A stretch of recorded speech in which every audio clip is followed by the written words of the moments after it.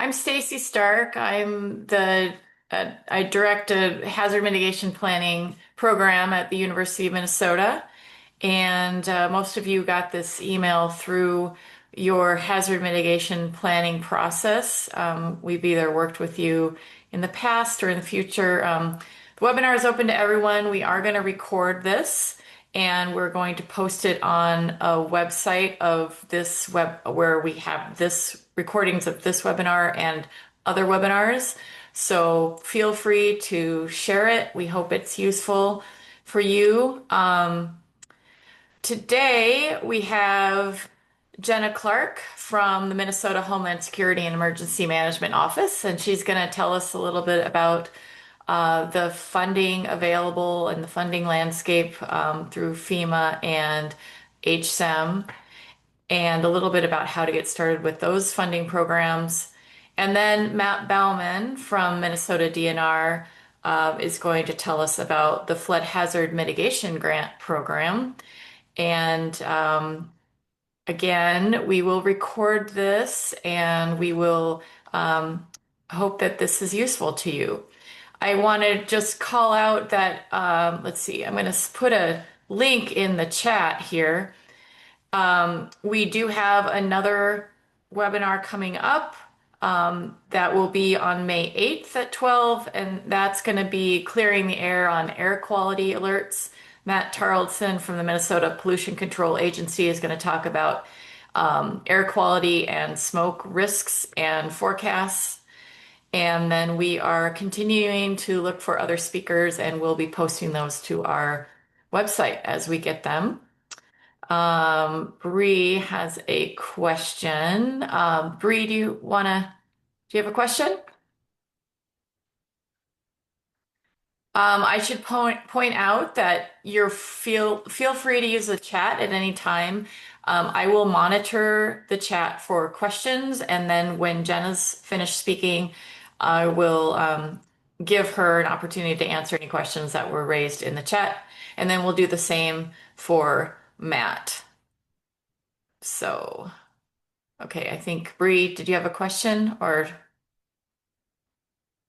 no? Okay. All right, well, let's get started. Thanks, Jenna, for joining us today. Yep, happy to be here. Give me just a second to get my slides set up.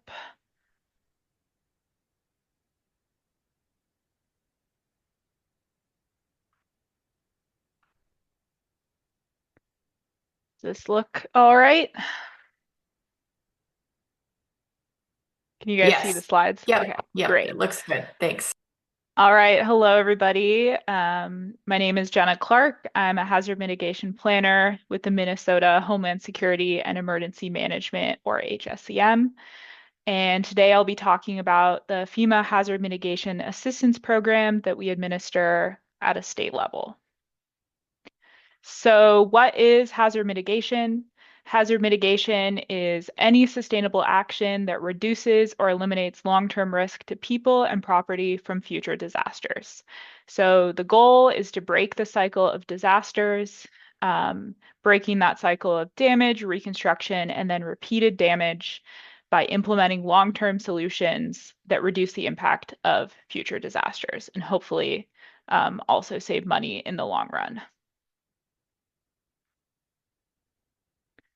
So I'll get a lot more into what these programs are as we get further along in the slides, but just to introduce them initially, the three main grant programs that are part of FEMA's Hazard Mitigation Assistance Program, or HMA, are the Hazard Mitigation Grant Program, or HMGP. This is probably the most well-known program in HMA, sort of the bread and butter of HMA. Then there's the Building Resilient Infrastructure and Communities Program, or BRIC. This is a newer program, and it's a nationally competitive and usually annual funding opportunity. And then finally, there's the Flood Mitigation Assistance Grant Program, or FMA. This is what it sounds like. It's a flood specific program. And like BRIC, it is nationally competitive and usually released annually. So what types of projects do we fund with these grant programs? Well, this list is not exhaustive, but we wanted to give you a sense of the types of things that we do. As you can see, they break down into two main buckets. There are construction projects and then non-construction projects. So construction projects is what it sounds like. Um, and some examples would be home acquisitions and demolitions. So properties that are repetitively inundated by floods.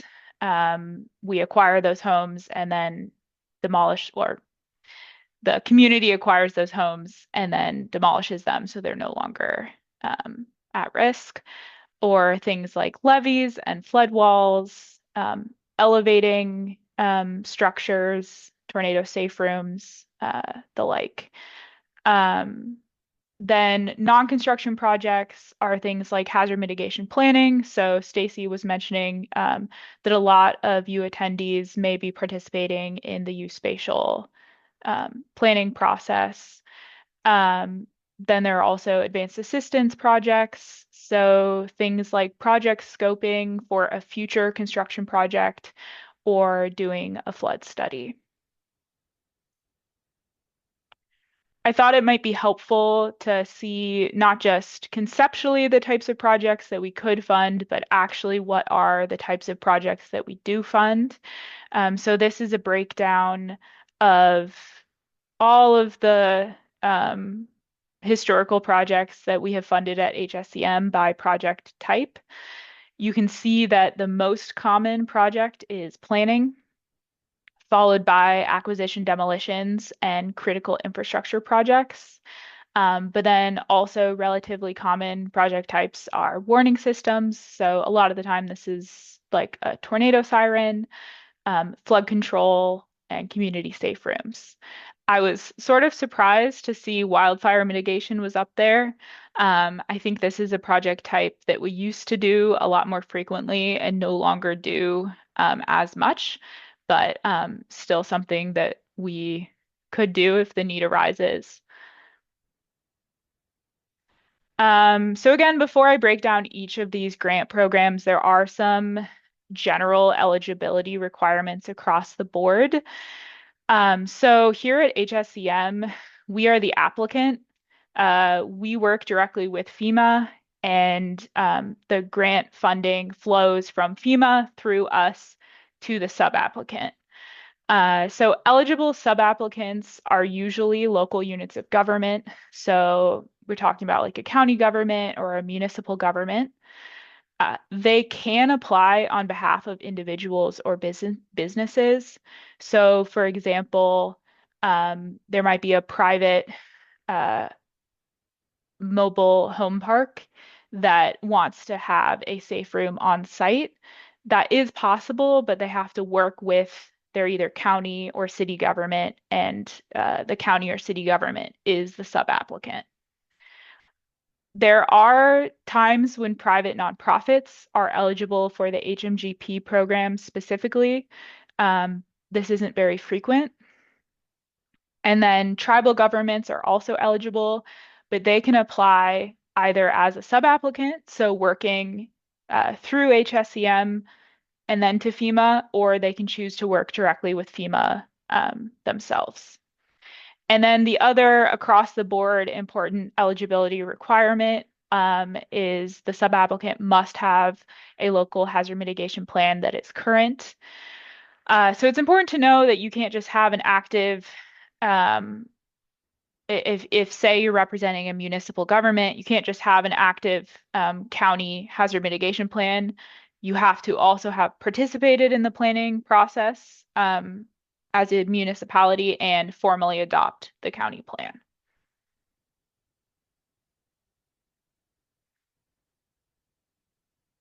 Okay, so first grant program that we'll talk about is the Hazard Mitigation Grant Program, or HMGP. Like all of the grant programs, this has a goal of assisting and implementing long-term hazard mitigation measures. Something specific to this program is that it follows a major presidential disaster declaration. So when disasters in the state exceed a certain level of damages, we can request a presidential disaster declaration. We hopefully receive it. And then up to 15% of that total disaster assistance goes to the HMGP program. I think that percent varies depending on how large the bucket of disaster assistance is, but for the most part, we say it's 15%. Um, Something important to note about HMGP is that it has a 75% federal cost share and a 25% local match. And then also an important distinction that confuses people sometimes is eligibility is not limited to declared counties. So say we have a flood in southern Minnesota, we have a major disaster declaration, and we get this bucket of funding available. You do not have to be a community that was affected by that disaster to apply for an HMGP grant. That said, we ideally prioritize affected communities, but it's not a requirement. Um, and then just some common recent projects that we have funded through the HMGP program are community safe rooms, home acquisitions, warning sirens, and hazard mitigation plans.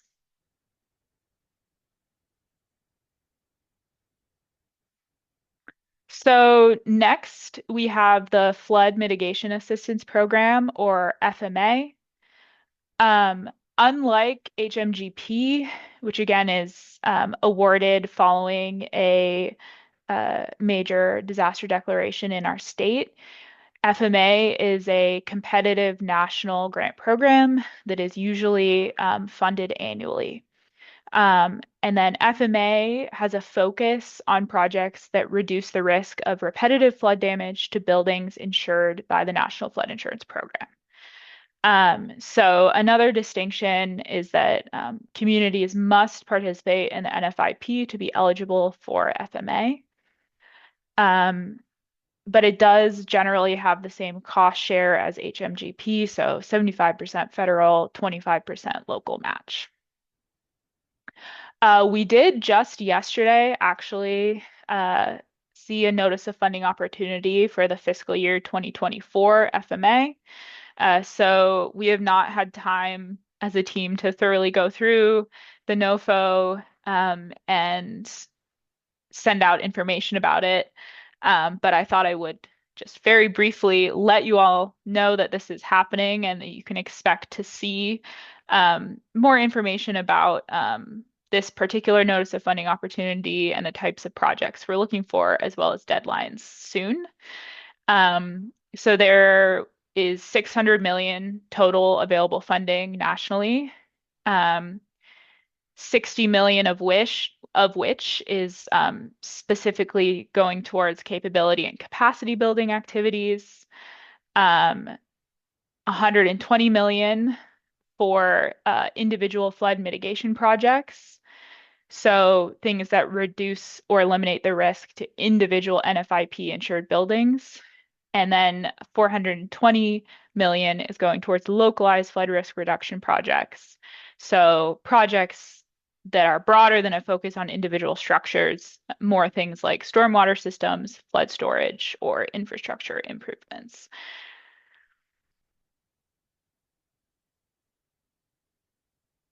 Okay, and then the final grant program is Building Resilient Infrastructure and Communities, or BRIC. Like I mentioned previously, BRIC is a fairly new program. It was created in 2020 to award money set aside in the 2018 Disaster Recovery and Reform Act, and it replaced the earlier pre-disaster mitigation program. So if you've heard of pre-disaster mitigation program and you're wondering why are we not talking about it, that's because it doesn't exist anymore. And then there was an additional $1 billion appropriation to BRIC in the Infrastructure Investment and Jobs Act.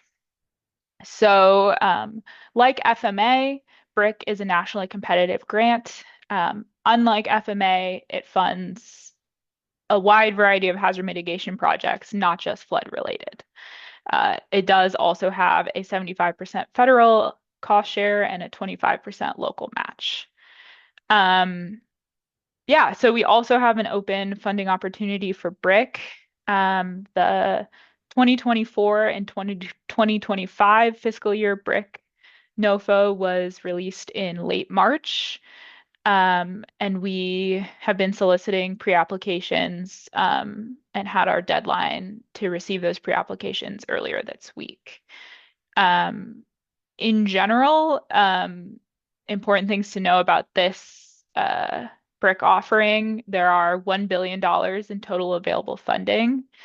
There is a $20 million nationally competitive, sorry, there's a $20 million cap per state for nationally competitive projects, but then there is an additional $2 million non-competitive allocation per state. So as long as we have $2 million in projects that are eligible for BRIC, we should have $2 million in projects funded.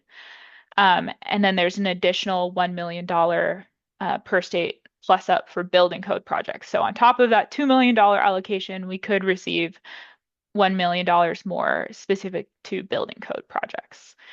The BRIC program has changed significantly in this notice of funding opportunity.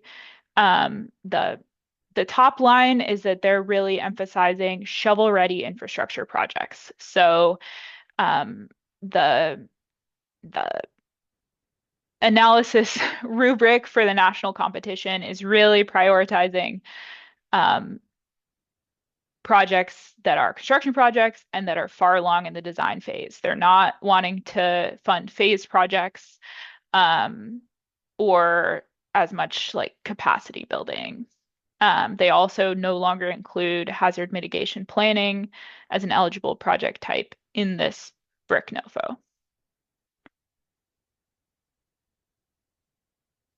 Okay, so say you want to apply for a grant program through us. I thought I would run just a brief overview of what the application process looks like. So when we receive a notice of funding opportunity like we just did for FMA, we will review that and then we will send out important to know information to eligible subapplicants across the state saying, we have this funding opportunity. This is the money that we have available. These are the types of projects we're looking for. We will set a deadline for pre-application submittal. So yeah, so we've been receiving a lot of questions about what pre-applications should look like and what is the lift for completing a pre-application. They're pretty straightforward. We're really just looking to know, is this project eligible? Is this sub-applicant eligible? And how much is the project going to cost? And then a description of what the project will be. The nitty-gritty of making sure that we have all of the proper documentation and fully fleshing out the project happens during the full application stage. So we receive those pre-applications, we review them, again, looking at federal eligibility requirements, but then if we have more projects than there is funding available, we also look at things like community social vulnerability, climate resilience impacts. Is this an NFIP repetitive loss or severe repetitive loss property? And then also prioritize, if it's HMGP, the disaster type might impact what types of projects we prioritize. So if we received this bucket of funding because there was flooding in southern Minnesota, we may try to prioritize flooding projects over, say, a tornado safe room. So we review the pre-applications, we then notify sub-applicants whether we would like them to submit a full application, and then we have at least a couple month process of pulling together those full applications. What documentation is required for an application depends on the grant and it depends on the project type. But we work with the sub-applicant to make sure that they have all of the information. We provide technical assistance to make sure that we can have those applications ready to go to submit to FEMA.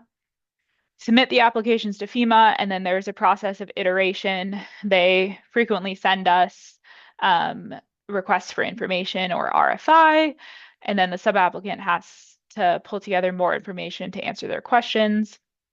That process takes anywhere from a few weeks to a few months normally. Currently, it's slower. It's taking at times several months. Um, but after we're through that, then we receive the award. And it's really important to know, especially with construction projects, you cannot start work until after you get award approval. Okay. I've mentioned this, but to reiterate, what are the current funding opportunities? Currently, there is no HMGP funding opportunity. We're not sure when there will be an additional funding opportunity for HMGP. We are in the process of reviewing pre-applications for the BRIC funding opportunity. That deadline was April 29th. We're hoping to let sub-applicants know in the next 2 weeks whether we would like them to submit a full application. Those are due to us on July 3rd. And then we do have an open FMA funding opportunity. Again, we haven't really had an opportunity yet to go through and figure out the schedule for applications since we just got that yesterday. But if you are interested, I would expect that we have a pre-application deadline for sometime in late May and probably a full application deadline in late July. So if you have a project idea, either for FMA or for any of our grant programs, feel free to send us an email at hazardmitigation@state.mn.us. That's our general email, and then in a couple of slides, I'll also have all of our individual emails. So you can shoot us an email at any point, and we're happy to talk about your potential projects. Then just quickly, I wanted to flag this important resource. This is the FEMA Hazard Mitigation Assistance Guide. It's a long document, but it's a really helpful document. So if you either have a project that you are already managing or you're thinking about applying for one of our grants and want to find out more, I recommend scanning this QR code and taking a look.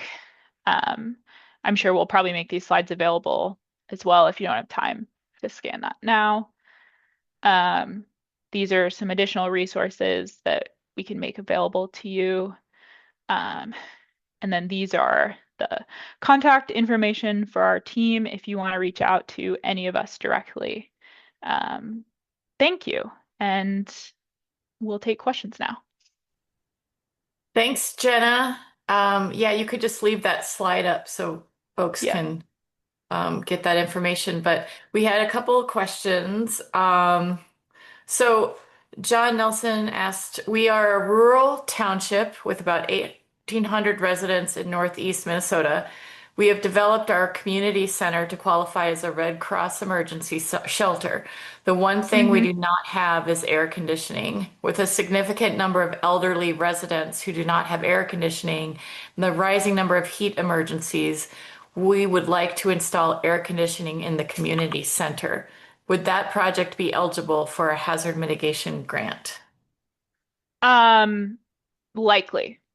But I would suggest that you reach out to us, and we can talk through um, more specifics. But I would say that is generally sounds like an eligible project. Great. And Kelly is asking what would be an example of a building code project for a brick grant? You had Yeah. one of the Yep. categories. Yeah. So they're specifically looking for updates to building codes that will reduce future hazard risk. So, um, yeah, say a community wants to update their building code to have steeper standards for floods. Like say they want to update it to a 100-year flood as a oh, sorry, to like a 10-year flood as opposed to a 100-year flood. Um, but again, if you have a project in mind, please reach out and we can talk about um, whether it might be a fit. Does that make sense?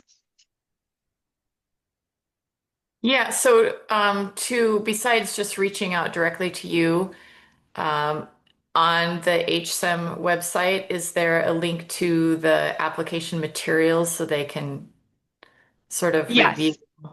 that? Yeah, you could also go to the Minnesota HSEM website and there is a mitigation page. But unfortunately, with BRIC, we did just close our period of receiving um, pre-applications, so it probably would need to be a uh, future round. Okay. Thanks, Jenna. And if you have further questions for Jenna, you can still post them in the chat. And if we have time later, we can revisit those. But I'm going to pass it over to Matt Bauman now.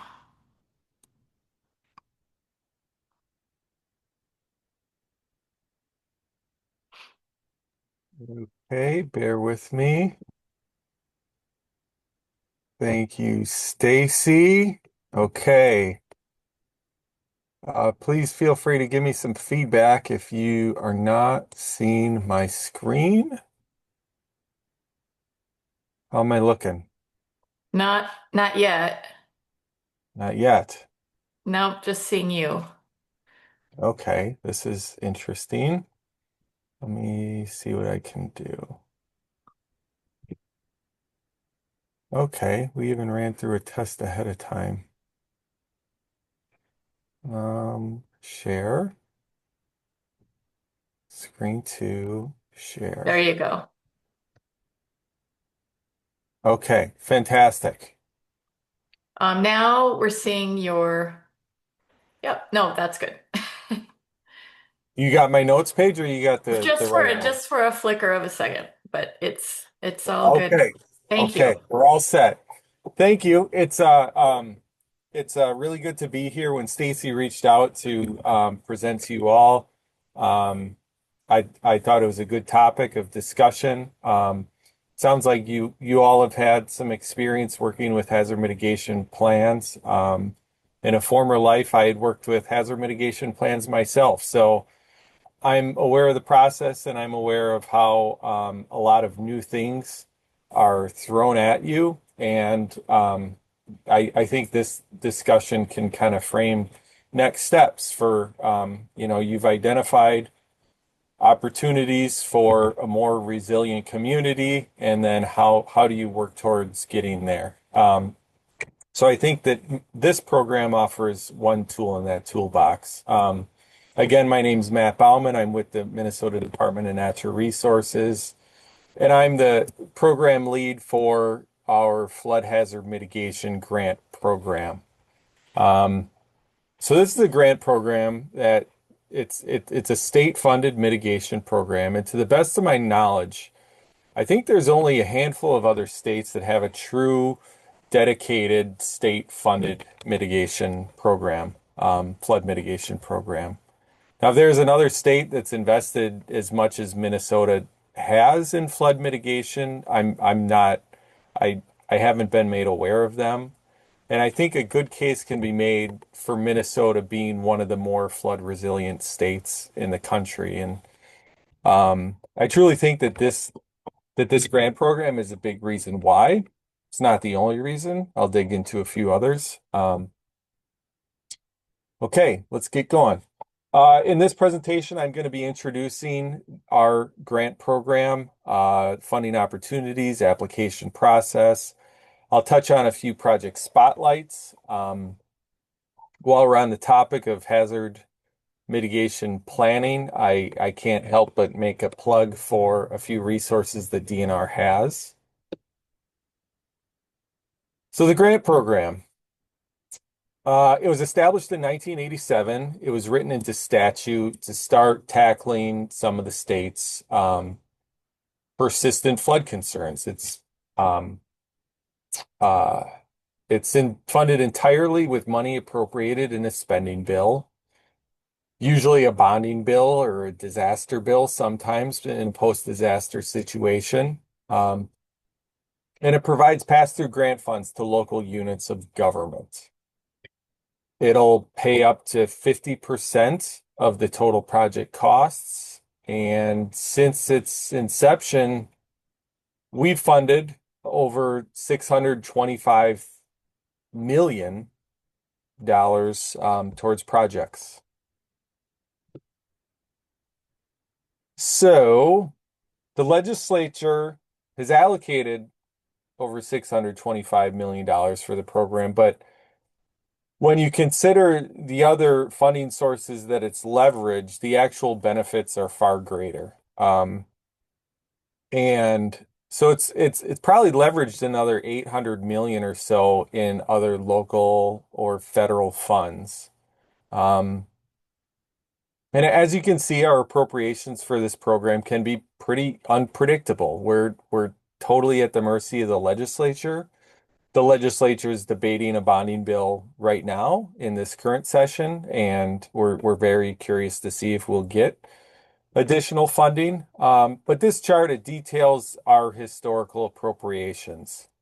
Now, if you see, you can note that funding was very modest, like the first 10 years of the program, but starting around 1997, we saw several very high profile flooding events. And federal dollars were, flowing during these big events. And this program, it complemented those federal funds quite nicely. And, you can see that money's not exactly flowing like it used to. And truthfully, I think a big reason for that is we just haven't been seeing those big, devastating flood events. We're still wet. We're wetter than we've ever been. We're just not really seeing the types of flooding events that's making front page news for weeks on end. At least not recently. Fingers crossed. So this map shows all of the projects that we funded, not just acquisitions, but true infrastructure projects. It's a statewide program, and we do our best to distribute funds widely and equitably.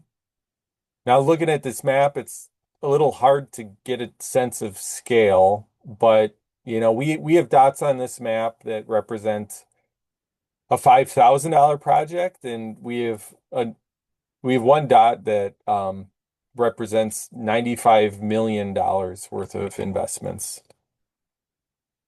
So you can see the areas of the state where most of our investments have been. Obviously, the Twin Cities and the Red River Valley. So the enabling legislation, it defers to the DNR for project selection. We base our scoring and project priorities based on 9 considerations that are mentioned in statute. And since our funding is often limited and unpredictable, we usually work with our grantees to tackle really big projects in phases. So a project would start out with design and acquisition and then move on to construction, and that construction might be phased out too. So a lot of times these projects, these bigger ones, can be really drawn out. We got 2 active projects we've been chipping away at for like the last 15 years. So our source of funds is it's usually bond funds, and there's limitations to what you can do with bond funds. They have to be capital in nature, but And what that means, it has to be some type of improvement on the land.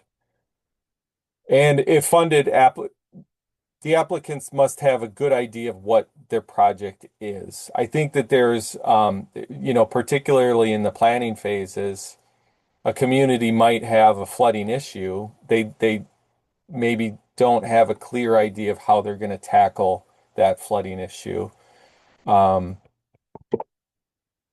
The project needs to be viable. Is it permitted? Can they secure the land? Um, so it's been a while, but we occasionally do get general funds and like cash from the legislature. And in those rare times that we do get general funds, that's when the program can utilize spending towards like feasibility studies, planning or some type of feasibility study to determine what the project may be. It's it's been a while since we've had cash funds that weren't some kind of line item. So these are locally developed projects, and really we want our applicants shaking every tree looking for funding. One of our scoring considerations is the community's ability to leverage other funds, and we like to leverage funds as much as possible. It it results in a greater impact. And so a community's ability to leverage funds would certainly be reflective of the scoring. So I mentioned before that the legislature requires a local match. The match can't come from another state source, and it's typically 1-to-1. But for projects involving federal funds, we typically fund one half of the non-federal share. So when a project gets HMGP funds, as an example, HMGP would fund 75% towards a project, and we would fund the remaining one half of the non-federal share. So if it's 75% federal, we would fund one half of the non-federal share, 12.5%. So a local share is important. We consider that an important part of a project, a successful project. The local communities, they need some sort of investment. That way, they're taking ownership in these projects. It motivates them to keep costs reasonable. And when they have some skin in the game, they aren't going to pursue a project unless there's some type of public support.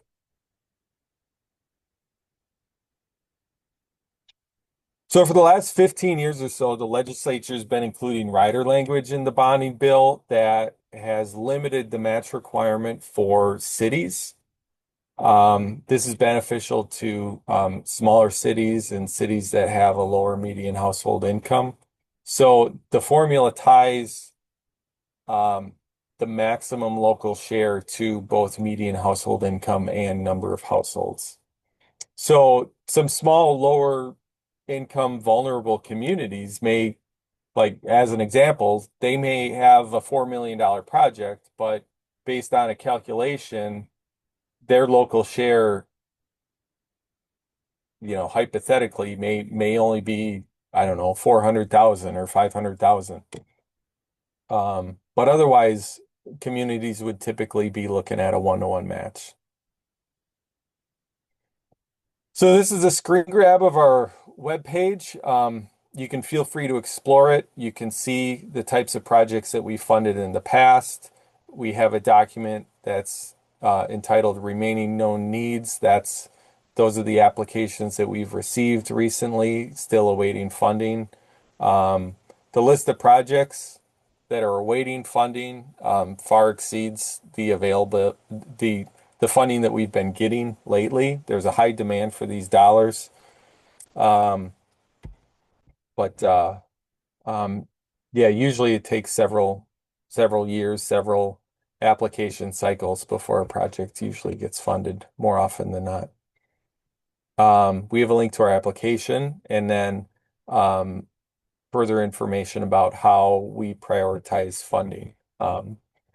look for updates on the webpage and over the next year or so. There's like all grant programs at the state level, we're going through some change and continuous improvements. And, I think just about every program at the state is taking a hard look in the mirror.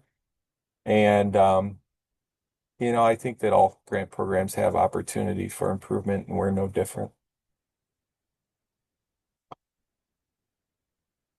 So, one of the changes that we've implemented not too long ago is we've shifted towards a quantitative scoring process. That's consistent with Office of Grants Management. All grant programs have shifted towards a quantitative scoring process. And to accommodate that, we've updated our application form that it ties more closely to the 9 statutory criteria. And it ensures that our awards are um, directly tied to what's presented in the application and consistent with that statutory criteria. So if you have a project, by all means apply. And even if you don't get funded, you can still be considered under future appropriations. Funding window is always open. More often than not, applicants are reaching out to myself before submitting something. Digging into program accomplishments, a few project spotlights. So I think it's helpful to tell the story of all that this program has accomplished. Not too long ago, I went back at our list of projects that we funded and just kind of tallied all the communities that were some of our biggest beneficiaries. Each of these communities has received a significant project funds. This was our low-hanging fruit. And we've heard stories about how flood risk it leads to, disinvestment, blight. And when risk is mitigated, it opens up these communities to other economic investments that otherwise residents, businesses would have been reluctant to make. So it triggers investments that's not really quantified. So, we might have spent $625 million over the life of the program, but when you consider like the true economic impacts that have come from these projects, I think that the benefits are far greater. So as we've mitigated our most at-risk incorporated areas, our new lowest hanging fruit, it seems, has kind of shifted more rural, and more we're looking at projects like impoundments, detention, retention basins, lake outlets. The Red River Valley in particular is a strong interest in water storage, and these impoundments are huge projects, and they have a lot of benefits to water quality. Buyouts are our highest priority for funding historically. And the challenge with buyouts is that the property owners aren't always ready to sell when the money's there, or the money's not there when they're ready to sell. And so any type of buyout project requires a high amount of coordination between the local government and the property owner. So if you're interested in buyouts, just kind of keep that in mind. The beauty of this program as it relates to buyouts is that the state doesn't have the same type of deed restrictions as you have with federal funds. When federal funds are allowed, very few improvements are allowed on that piece of land, only open spaces. So, for instance, like when federal funds are involved, you can't remove a house and then build a levee in its place. However, when a buyout uses these state funds only, an LGU can do that, and they have more development options beyond just open space. So, for instance, FEMA, like I said, it won't let you build a levee on a lot that was bought out with FEMA dollars. Like, we don't have these restrictions. So, if FEMA dollars are there, we try to be strategic about which homes are purchased with federal dollars. So this is East Grand Forks, is a historic image. Following the 1997 flood, East Grand Forks was really our first large-scale, multi-phase, citywide project that this program tackled. And here you can see a neighborhood that was bought out. And state funds were used for the parcels where the new setback levy was going. They shifted the levy north. But HMGP funds were used to fund 75% of the other acquisitions where the levy didn't go, so you can build things like a ball field on those parcels. This is Moorhead. We've invested more in Moorhead than anywhere else in the state. Levies, buyouts, pump stations. Here is you can see a stretch of houses. Those riparian houses on the west side of the road were bought out, before and after picture, as you can see. So because of so they bought these houses out and put up a levy, and because of the deed restrictions, state funds were used on these acquisitions. And because state funds were used, they were able to build a levy in its place. The city didn't pursue eminent domain for these acquisitions, and they had one holdout. And Moorhead, they can't certify a levy unless it's a complete comprehensive levy system. So they can't certify the levy until this lone holdout gets on board, and eventually they did. I don't know how, like maybe the neighbors developed some kind of pressure campaign or something. But yeah, so there's certainly challenges to putting together a project, and this is just one example of that. City of Austin is a very proactive community. They've seen some massive floods, and they've come up with a very creative way to cover their local expenses.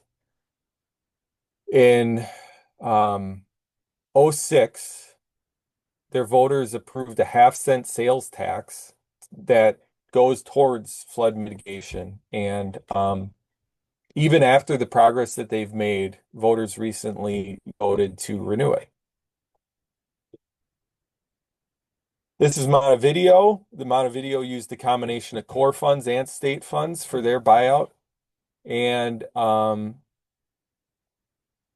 then they also utilized core funds to build levees.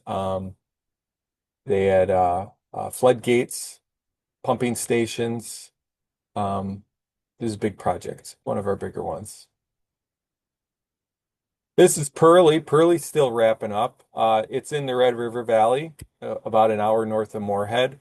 And this is a good example of a small community that qualified for a reduced local match through our formula based on size and incomes.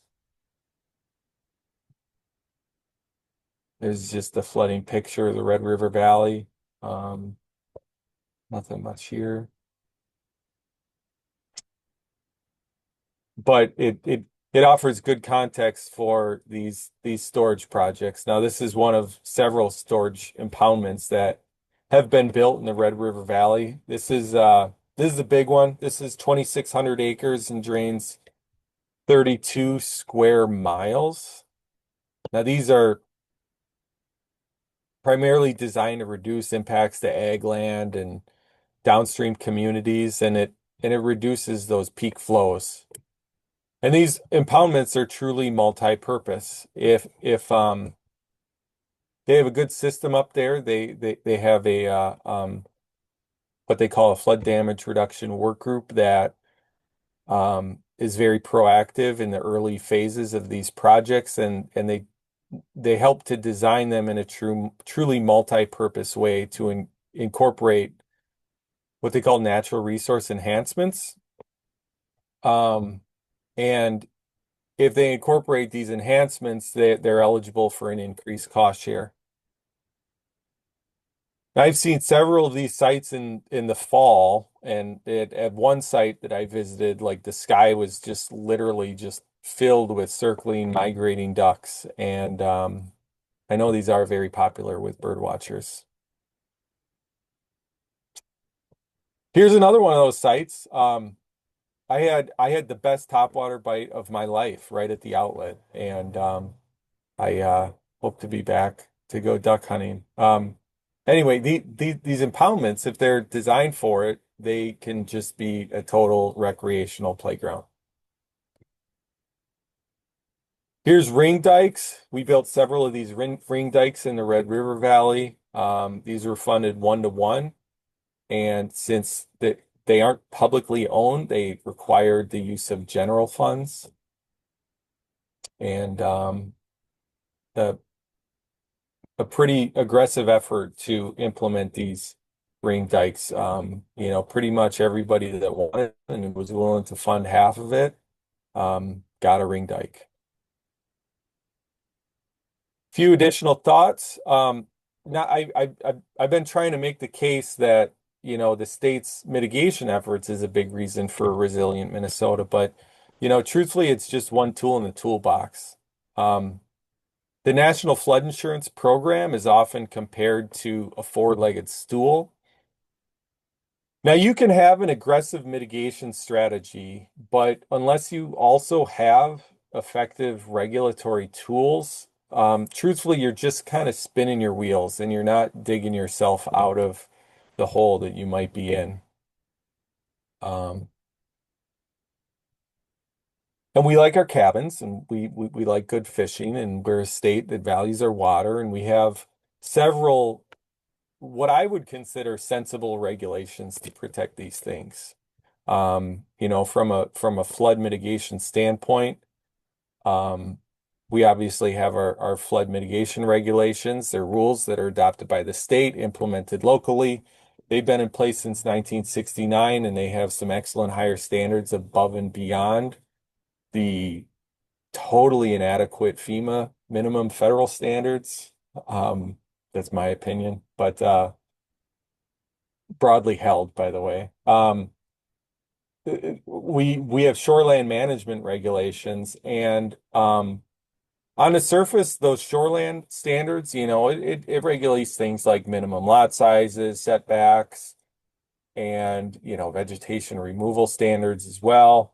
It limits density around lakes, but like a piece in the shoreland standards is there's minimum elevations around all public waters, and not all public waters are mapped by FEMA. So that standard in the shoreland regulations has helped to ensure all development is high and dry, whether or not it's mapped by FEMA. That's a very underappreciated standard within the shoreland management rules. We have public water regulations that limit the activities that you can do below the ordinary high. Other states don't have that. Like there's a handful of states in the Midwest that do. And it really impacts flood damages. We're lucky to have it. Wetland Conservation Act, we have wetland standards that go above and beyond the federal standards as well. So, I mean, this isn't all of them, but each of these tools, they work together to prevent future damages. A lot of them were established in 1969. Those first top two were. And truthfully, we've seen relatively few damages of structures built after this time period. Challenges moving forward, and I'm almost done. Flood amnesia, with less damages, we lose motivation. Waning commitment from the legislature. The legislature's kind of, they're a little fatigued. They're kind of wondering when flood mitigation investments ends.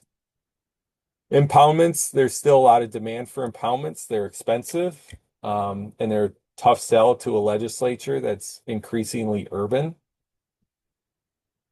And as it relates to federal funding, the reduced risk means that we qualify for presidential disaster declarations less frequently. We receive less public assistance, less individual assistance dollars. And, Because of that we receive less HMGP dollars than other states. So since we've tackled so much through our state funded program, we also don't really score as well under our more nationally competitive grant programs like BRIC. Um, so that those are challenges in my mind. So um, yeah, I'm probably out of time, but here's our floodplain management website. Just a quick plug. Um, while we're on the topic of planning, you should be aware of the resources that we have under this tab, preparation, response, and recovery. We have a training and education page that touches on, floodplain trainings, shoreline trainings. We got all sorts of good stuff in there, including post-disaster, federal and state grants. You can see that these three in particular might be particularly useful. We have videos about flood preparation, response, and recovery as well. Links to other good resources, post-flood stuff. And that's about it. That's all I got.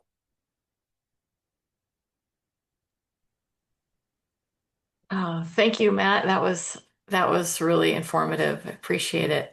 Does anyone have any questions? Um, do you see the question from Tom Johnson? Can local government staff time count as match for grants? I think that might be for both Matt and for Jenna. That for our program, it does not count. It needs to be a cash match. And for ours, it often does count towards the local match. Yeah, good question. So not for the flood mitigation Correct. grants. Okay, the state grants. Other questions?